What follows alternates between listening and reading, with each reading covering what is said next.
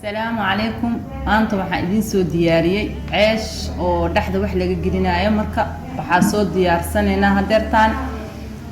afar koob bur ah oo ku cabiray koobkan waxaan kale oo ku darsanayaa saliid yar caanaha waa qasee intaas oo caano ah iyo xoogaa bakin ah iyo leebito oo xoogaa ah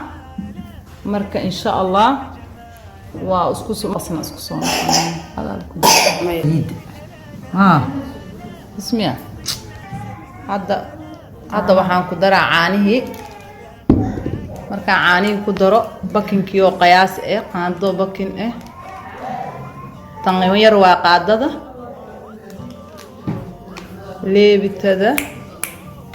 leebitadii ayaan hal qaado ku shubanaa haduu burka ka badan yahay oo ku sii badsanay insha Allah lama qaando iyo bar aan ku darsaday sokortii aan ku shubanaa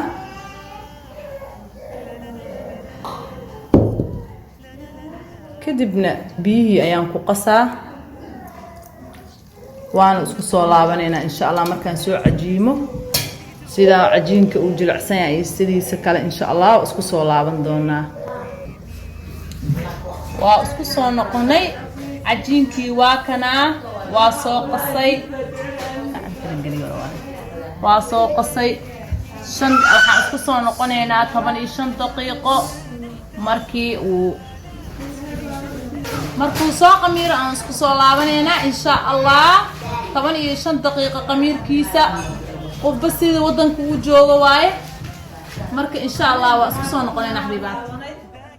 insha Allah burku waa noo qamiiray ceeshkii saana wada kuskuuseena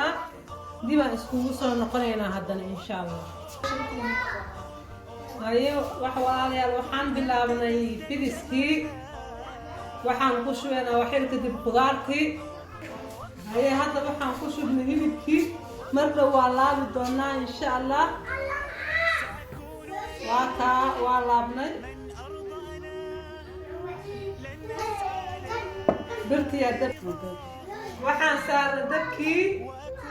waa ka dabku noo saaran yahay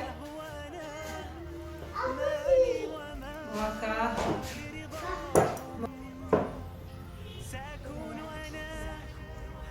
waa gadinaynaa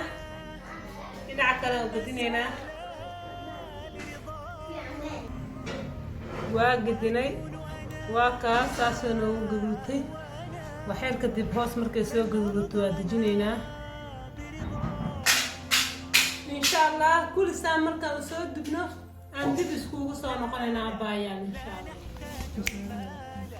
insha Allah walaalaha sharafta badan waa ka hoosh waa soo dhameynay waa soo dubnay burkii ceeshka ahaa marka insha Allah hadda dhexdaan ka kala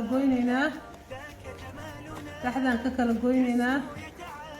waa ka qoobkaas shaaha cadayska ayaan ku cabaynaa السلام عليكم إن شاء الله هيا بايات وكم هسنتهين دابشاركينا وحي قلت من عيناه ومنتقنا وصل الشيء إن شاء الله كن أنت تزداد جمالا